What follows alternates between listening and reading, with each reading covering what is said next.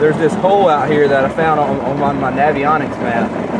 It's the deepest hole in the lake. It's about 10 foot, but for some reason the map's off. It's not really correct. So what I did was I rode around and using my depth finder, my sonar, and I marked the deep holes. I went back and forth and just marked the deep holes. Kept going back and forth and back and forth. So now I got them all marked, and now I'm trying to stay in that area while we're fishing today. See what happens. They're not. I wouldn't say they're all really schooled up. There's a. I guess they're schooled up, but they're not. They're pretty scattered. You'll catch one here, one there, one here, one there. But by the end of the day, we'll have a limit hopefully. they're kind of stacked up in here. But you don't get 4 or 5 on the line at one time like you do some other places. But they're just all scattered out through here. This says 6 foot right here, but my transducer is actually 1.5 foot, 2 foot on the bottom of my boat. So this is reading 6, but it's actually about 8. This is a false reading because the transducer, you got to account for the water that it's on. They'll be up in the morning. They'll be up this morning probably about 1.5 foot, 2 foot deep. And then as the sun comes up, the fish are going to go down, and they'll be sitting right on the bottom about 10:30, 11 o'clock whenever we get out of here. Sir. All right, start fishing. Start getting stuff set up. You come on, you can just jump up there in a minute.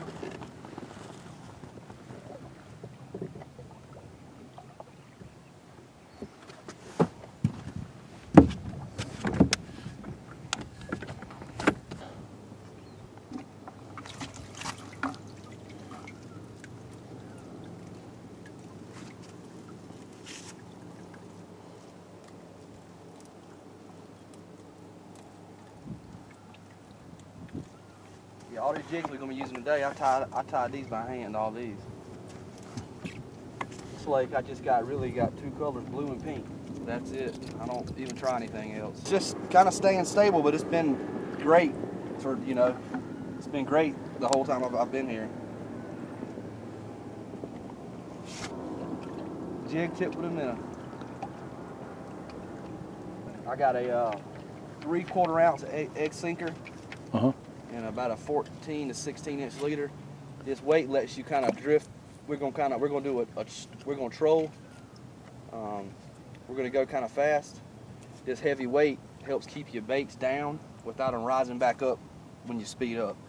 That's why I use a heavy weight. A lot of people use little small weights, but I like to for my bait to stay. See, I got these marks on my rod. I got a 4 foot yellow strip, and then I got another one down here at 8 foot. That way I'm able to control my depth. And if I catch one at 4 foot, I just reel it back up to where the weight's at about 4 foot. And I know I'm at the same depth I just caught the last fish at. But if I do have to reel it in, I always know where I was at, so I can put my rods right back to the spot. We're I'm staggering all these right now. We're gonna go from the bottom, which is from where we're at right now, about 10.5 foot. I'm gonna put it at start about 9 foot. And then I'm going to go all the way up to right under the surface, about 6 inches below the surface. A lot of times in the morning, these fish they'll be up pretty high. Oh yeah. Yeah, we're getting our fish are averaging to a little over a pound. You do catch some good ones here. By the end of the day, we might catch 1 or 2 that weigh 2 pounds or better. It's just this little cold front kind of came through, and it's got everything. The big ones seem like they just don't want to play for some reason.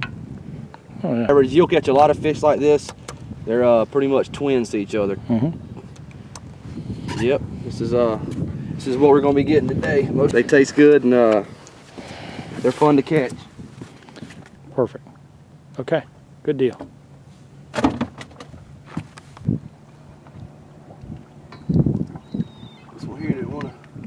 He wasn't going nowhere. 1.25 pounds, right at 1.5 pounds. Black crappie, every one of them. This one here, calling this little, these little handmade mylar jigs that I tie up. You can see they're pretty deadly. They're hard to find, but if you can get them, you can catch a lot of fish like this. And it's not my biggest fish, but this is a good fryer fish, and it'll make a good sandwich. Okay. Yep. Get that net for me.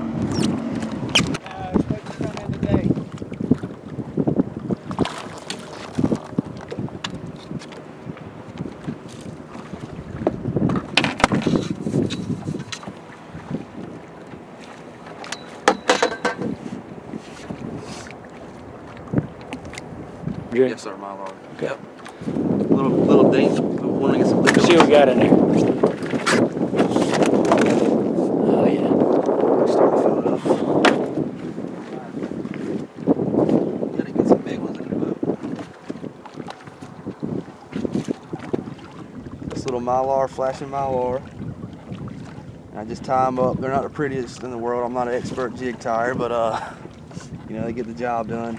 And then I just take them and I grab these minnows and I hook them right under the chin, and I come out through the top and leave them just like, dangling just like that. Just like that. And that gets them. That's a speck killer. They can't stand it. All right. Every time they see it, they have to smash it. That's all there is to it. You just put them in there, and well, you know what? You'll have a couple on there.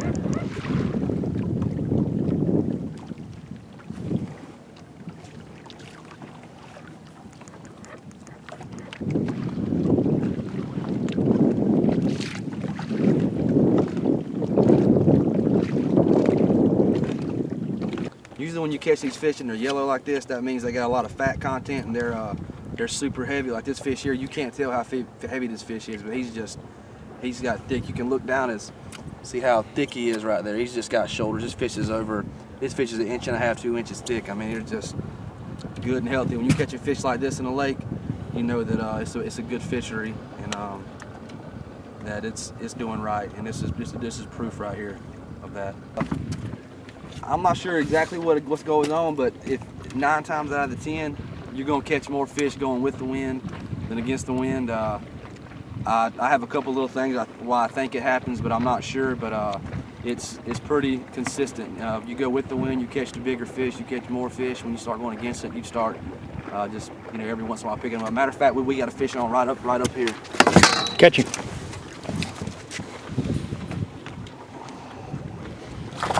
As soon as we got with the wind, things got right, didn't they? That's right.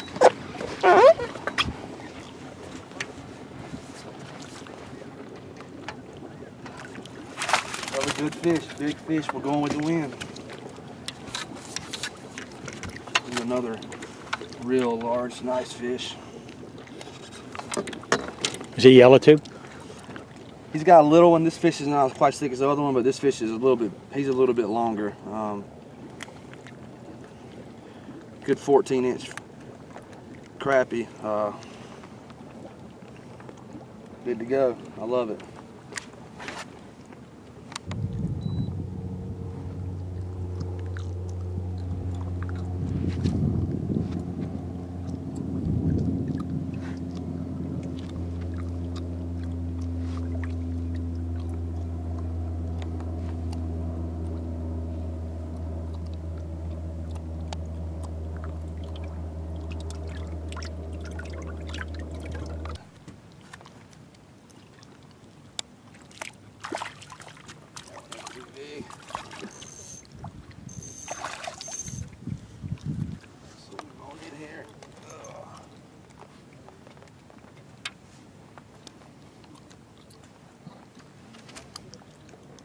We're gonna let this one go. He didn't quite make the cut today. All right. Anywhere else in the country, people be catching them and they love it. On this lake, we're gonna throw them back.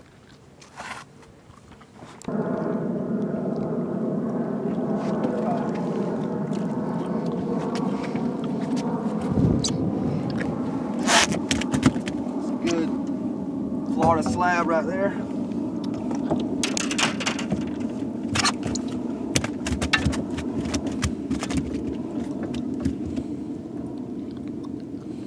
Caught this one right off the bottom. Just a plain old jig head tip with a minnow. He couldn't resist it. I think this is number 13 for the day. Trying to work on a 2-man limit. There's a couple in the box. We got our big fish in the live well, so we can take a good picture with them at the end of the day. And hopefully we get some more bigger and we fill this cooler up and we can go home and have us a fish sandwich or something.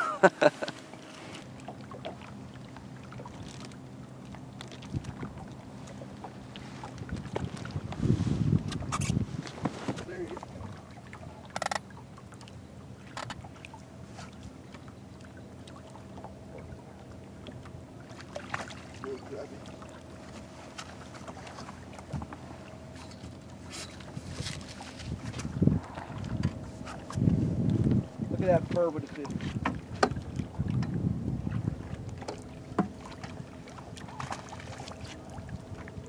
Oh yeah. Slab.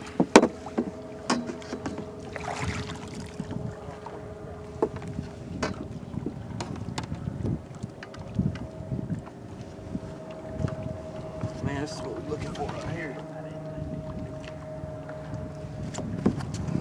Mm-hmm. See that jig, buddy? They can't resist them little jigs.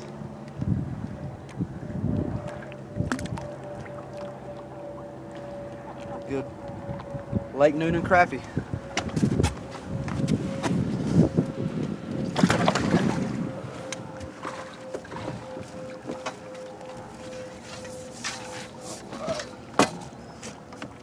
Okay. Put him back out. That'll work.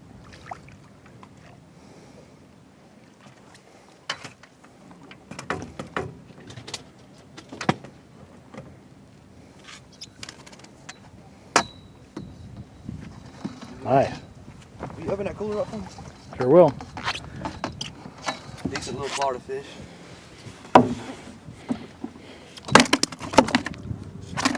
Starting to fill it up.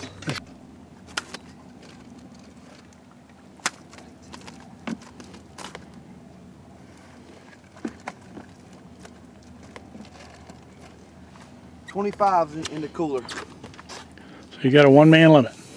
Well, we got some in the live well too. How many you got in there? You get it.